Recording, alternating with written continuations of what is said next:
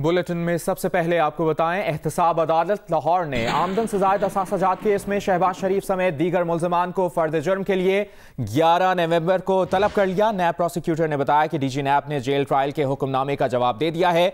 शहबाज शरीफ ने अदालत में दलाइल देते हुए कहा कि उन्हें बख्तरबंद गाड़ी में पेश किया गया, वो गाड़ी में लेट कर आए हैं, जेल में भी ज्यादा वक्त लेट कर गुजारते हैं।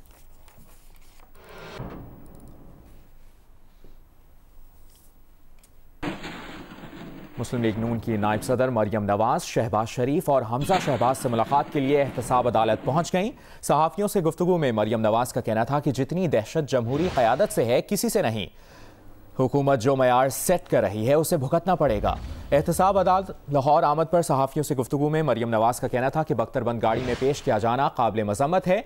गिलगित बल्तिस्तान का इलेक्शन नून लीग जीतेगी। अगला साल इलेक्शन का साल है। कमरा अदालत में शहबाज शरीफ और हमजा शहबाज के साथ मुलाकात के मौके पर मरियम नवाज ने हमजा शहबाज को थपकी दी और शहबाज शरीफ से मुख्तलिफ उमूर पर तबादला ख्याल किया।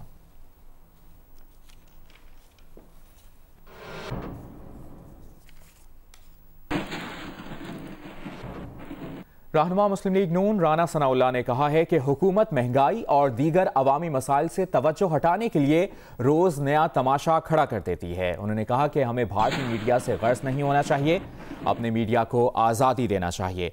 गुफ्तगू करते हुए उनका यह भी कहना था कि हुकूमत PDM और इदारों को लड़ाना चाहती है। ये लोग जिस रविश पर चल रहे हैं उसका अंजाम दुरुस्त नहीं होगा।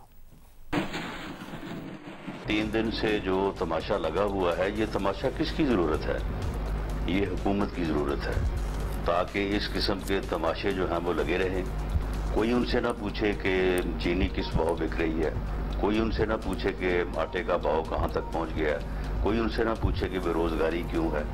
तो ये गवर्नमेंट जो है ये बिल्कुल एक गलत रवश पे जो है वो चल रही है और इसका जो अंजाम होगा मैं समझता हूँ कि वो दुरुस्त नहीं होगा। गवर्नमेंट जो है वो इस वक्त PDM यानी अपोजिशन का जो अलायंस है उसको मुतसादम करना चाहती है अदारों के साथ। इस वक्त लाहौर में मरियम औरंगजेब मीडिया से गुफ्तगू कर रही हैं।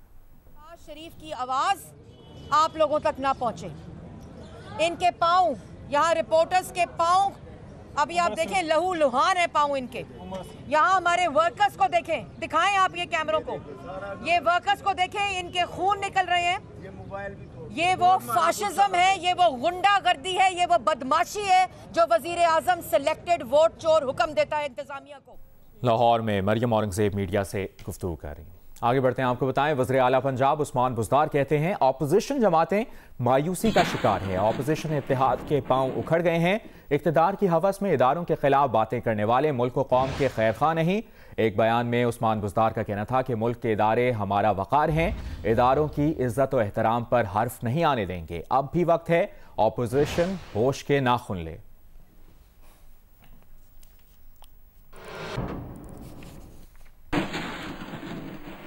तहरीक इंसाफ के रहनुमा सदाकत अली अब्बासी ने कहा है कि इदारों का दिफा करना हुकूमत की जिम्मेदारी है। जियो न्यूज़ के प्रोग्राम जियो पाकिस्तान में गुफ्तगू करते हुए सदाकत अली अब्बासी का कहना था कि भारत किसी पाकिस्तानी के बयान को अपने बयानिए के लिए इस्तेमाल करे तो दुख होता है। हुकूमत इदारों को डिफेंड करना हुकूमत का और हुकूमती पार्टी की एक लिहाज से जिम्मेदारी भी है। अगर इदारों को दबाव पर डालने के लिए और मुखालफों के बयानिए को प्रमोट करने के लिए अगर मुल्क में कोई आवाज़ आती है तो उसका मुतबादिल आवाज़ आनी जरूरी है और इसलिए आती है। अगर हमारा कोई आदमी उठ के ऐसी बात करेगा कि जो इंडिया के मीडिया को फीड करेगा और वो उसी को हमारे पाकिस्तानी को हमारे बयानिए के खिलाफ अपने बयानिए के हक में उसको एज एन एविडेंस एक गवाही के तौर पे और एक शहादत के तौर पर इस्तेमाल करेंगे तो वो दुख की बात है।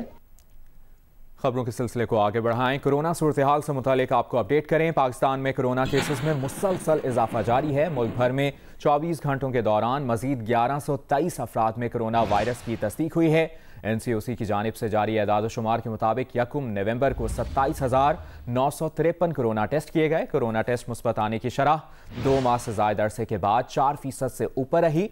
24 घंटों में 12 अफराद कोरोना वायरस से इंतकाल कर गए हैं।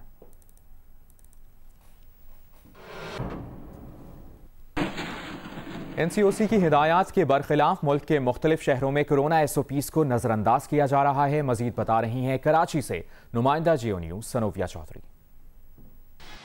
जी हाँ, बिल्कुल। अगर हम कोरोना वायरस की बात करें तो जैसे कि इससे कबल जो है हमने देखा था कि जब लॉकडाउन लगा था तो हमने देखा था कि लोग जो है एहतियाती तदाबीर को फॉलो कर रहे थे, लेकिन उसके बाद जब लॉकडाउन ख़त्म हुआ है तो कुछ अरसे तक तो ऐसा नज़र आया कि SOPs को फॉलो किया गया था, लेकिन अब एक बार दोबारा से यूँ नज़र आता है कि पब्लिक प्लेसेस पर अगर हम देखें तो ऐसा ही लगता है कि लोग जो है वो अभी SOPs को फॉलो नहीं कर रहे हैं। इस वक्त हम मौजूद हैं सदर की रीगल मार्केट में और ये भी कराची का एक काफ़ी क्राउडेड एरिया है, लेकिन यहाँ पर अगर हम देखें तो हमें तकरीबन अगर हम ये बात करें तो बहुत कम लोग ऐसे हैं जिन्होंने मास्क का इस्तेमाल किया हुआ है। कोई SOPs को भी फॉलो नहीं किया जा रहा और इस बात को भी नहीं देखा जा रहा कि लोगों ने मास्क का इस्तेमाल किया है या नहीं।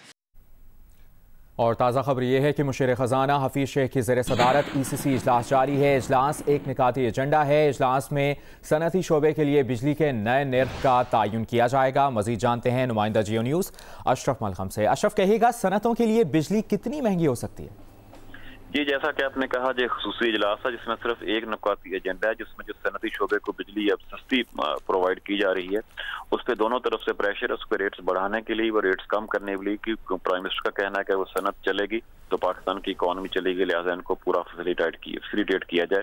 उसी सिलसिले में इनके नए निर्खों का क्या तयन किया जाए, कितनी इनको कंसेशन दी जाए ना दी जाए, उसका जो फाइनेंशियल इम्पैक्ट है, जो उनको कंसेशन देने से लॉस होता है, उस सब्सिडी की शक्ल में वो क्या सूरत हाल है, उसका सारे का जायजा लेकर आज नए निर्ख तय किए जाएंगे। CCO का जायजा अप्रूवल देगी कि नए बिजली के निर्ख सनती शोबे के लिए क्या होने चाहिए, उनमें कमी होनी चाहिए, यही निर्ख बरकरार रखे जाएं अगले साल के लिए, जिसमें कि इजाफा होना चाहिए। जी, बहुत शुक्रिया आपका अशरफ मलखम।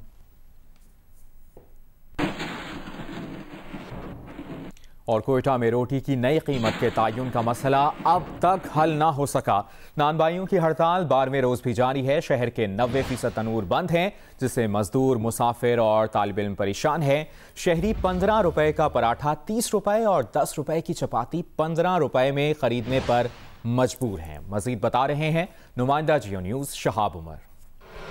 आज रोटी की नई कीमत के लिए नान भाइयों की हड़ताल जारी है। हड़ताल का आज 12वां रोज़ है। सवार से शहर के बेशतर इलाकों में जो बेशतर तंदूर हैं वो बंद हैं। जो शहरी हैं उन्हें मुश्किलात का सामना है, ख़ासतौर पर मुसाफिर तबका, मजदूर और जो तालिब इल्म हैं उन्हें रोटी के असूल में मुश्किलात का सामना है।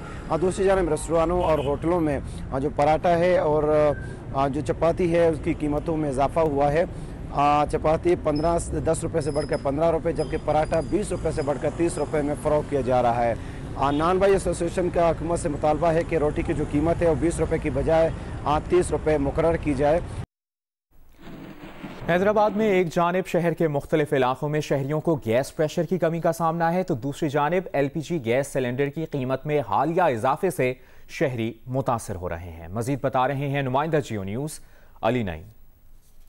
हैदराबाद के अंदर मौसम सरमा के आगाज़ से कबल ही गैस प्रेशर में लोगों को कमी का सामना करना पड़ रहा था, और जैसे जैसे मौसम तब्दील हो रहा है उसी तरह से LPG की मांग में भी इजाफा हो जाता है। इस वक्त जो सूरत हाल है वो ये है कि LPG की कीमत में महज एक रोज़ के अंदर 120 रुपये का इजाफा हुआ है। जो सिलेंडर 1320 रुपये का फ़रोख्त हो रहा था, महज एक रोज़ के अंदर वही सिलेंडर कीमत बढ़कर अब 1440 रुपये का फ़रोख्त हो रहा है। लोगों का ये कहना है कि एक तरफ तो उन्हें गैस प्रेशर दस्तियाब नहीं है, और अगर वो LPG ख़रीद कर किसी तरह से अपना गुजर बसर कर रहे हैं या अपने घर के खाने पकाने की ज़रूरियात को पूरा करने के लिए अगर वो LPG की ख़रीदारी करते हैं तो उसके रेट में भी इजाफा कर दिया गया है। अभी आपको बताएं, सिंध हाई कोर्ट ने इस्लाम कबूल करके पसंद की शादी करने वाली आरजू फातिमा को बाजियाब करा के दारुल अमान भेजने का हुक्म दे दिया। अदालत ने रिमार्क्स दिए कि हम कानून के मुताबिक चलेंगे, अदालत जज्बाती नहीं होती, कानून मौजूद है, कम उम्री की शादी नहीं हो सकती, कानून की खिलाफ वर्जी होगी तो कानून अपना रास्ता खुद बनाएगा, लड़की बाजियाब हो जाए फिर मेडिकल का हुक्म दे सकते हैं।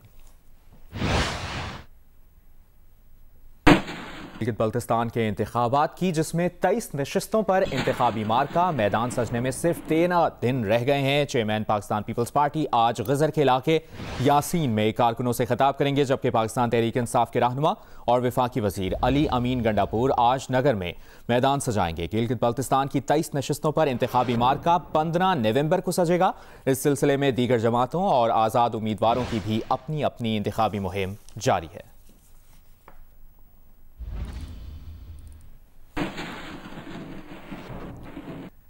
कराची में डाउ यूनिवर्सिटी ऑफ हेल्थ साइंसेज के मुलाजमीन की जानिब से कोरोना रिस्क अलाउंस समेत दीगर मुतालिबात की मंजूरी के लिए एहतजाज किया जा रहा है। तफसील बता रहे हैं नुमाइंदा जियो न्यूज़ खावर खान। जी, डाउ यूनिवर्सिटी ऑफ हेल्थ साइंसेज के मुलाजमीन की जानिब से आज ओझा अस्पताल में एहतजाज किया जा रहा है। इस वक्त भी एहतजाजी मुजाहिरीन यहाँ मौजूद हैं। अब से कुछ देर कबल एहतजाजी मुजाहिरीन जो है OPD से डाउ इंटरनेशनल कॉलेज तक उन्होंने रैली निकाली है। इनके जो मुतालबात हैं वो हेल्थ रिस्क अलाउंस है, एडॉक जो 20% अलाउंस हुकूमत सिंध की जानिब से दिया जाता है वो नहीं फराहम किया जा रहा।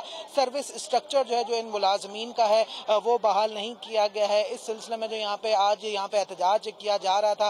मुलाजमीन का कहना है, एहतजाजी मुजाहिरीन का, इन्होंने 12 वाइस चांसलर और चांसलर जो कि सैयद मुराद अली शाह हैं और वाइस चांसलर के सईद कुरैशी साहब हैं, उनसे मुतालबात रखे उनके सामने, लेकिन ताहाल जो है वहाँ से कोई पेशरफ्त नहीं हुई है। मुलाजमीन ने आज इस एहतजाजी मुजाहरे में 3 दिन का अल्टीमेटम दिया है हुकूमत सिंध को कि अगर 3 दिन में मुतालबात मंजूर ना किए गए तो पहली रोज में जो है OPDs का बायकॉट किया जाएगा, जिसके बाद जो मरहलावार जो है ICU और दीगर वार्ड्स का भी एहतजाज करेंगे और उसको भी बायकॉट वो करेंगे।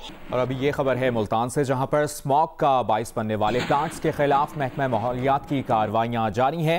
इंतजामिया ने दुनियापुर रोड पर फजाई आलूदगी का बाइस बनने वाला एक और टायर प्लांट सील कर दिया है। कार्रवाई के दौरान प्लांट मालिक को गिरफ्तार करके मुकदमा दर्ज कर लिया गया है।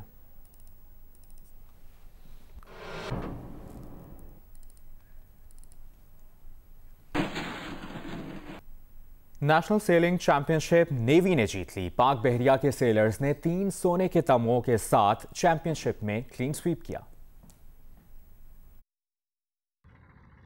क्लिफ्टन बीच पर होने वाली 2 रोजा चैंपियनशिप नेवी की कामयाबी के साथ इख्तिताम पजीर हुई। चैंपियनशिप में नेवी के सेलर्स छाए रहे, जिन्होंने 3 गोल्ड मेडल के साथ क्लीन स्वीप किया। लेजर स्टैंडर्ड क्लास में नेवी के नजीबुल्ला ने टाइटल का दिफा किया। नेवी ही के मुजम्मिल हुसैन ने दूसरी पोजीशन हासिल की। दिलचस्प व सनसनीखेज मुकाबला 470 क्लास में हुआ, जिसमें नेवी की टीम रहमानुल्ला और खालिद हुसैन, जबकि सिंध की टीम दिफाई चैंपियन जोरिक्स अवारी और महबूब पर मुश्तमिल थी। दोनों टीमों ने बराबर पॉइंट हासिल किए, लेकिन आखिरी रेस नेवी के सेलर ने जीती, जिसकी बुनियाद पर नेवी को फातेह करार दिया गया। विंड सर्फिंग इवेंट भी शानदार रहा, लेकिन यहां भी कामयाबी नेवी के ही हिस्से में आई। चैंपियनशिप में नेवी ने 3 गोल्ड, 2 सिल्वर और 1 ब्रॉन्ज मेडल के साथ पहली, सिंध ने दूसरी और एयरफोर्स ने तीसरी पोजीशन हासिल की।